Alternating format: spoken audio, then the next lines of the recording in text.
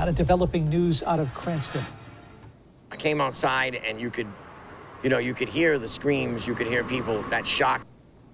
Store owner describing the terrifying moments after a man was shot last night in Cranston. That victim was first stabbed in Providence and then he was shot hours later in Cranston. Police making quick work of the case, arresting a 33-year-old man this morning. ABC 6 News reporter Dominique Turner joins us now live in Cranston with more on what we know about the suspect in this wild turn of violent events. Dominique. Now, that neighbor heard the shot ring out and ran outside to find a chaotic scene. Cranston police now crediting the work from Providence detectives for their quick response and teamwork, with that suspect turning himself into police just later on in the night. Violence on the border of Providence and Cranston Wednesday night. Police tell ABC 6 it all started with an altercation at a home on the Providence side of Dyer Avenue. Around 9 o'clock, Cranston police getting a concerning call from a convenience store owner saying someone in their shop had been stabbed.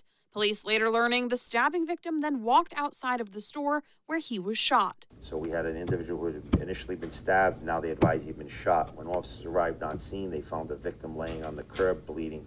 The shooting happening on Dyer Avenue in Cranston, but just feet away from the Providence border. Police saying the 37-year-old victim was stabbed in Providence, walked over to the Cranston convenience store to beg for help before he was shot outside.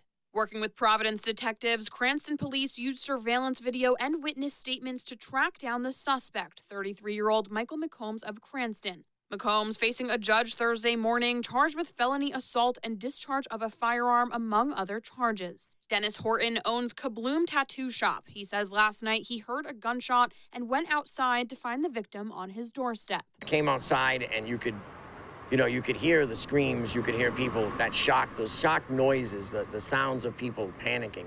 Horton noticing a shift in the neighborhood, saying he worries about the safety of his customers. Even last night, once I get to look around, there's blood drops, there's trails all over in front of us right now. It goes all the way around the corner. When told about the arrest, Horton thankful for the department's teamwork.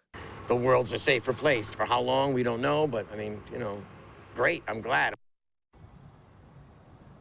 Now, McCombs is being held on $50,000 bail, and I'm told that victim is still recovering in the hospital with non-life-threatening injuries. For now, live in Cranston, I'm Dominique Turner, ABC 6 News.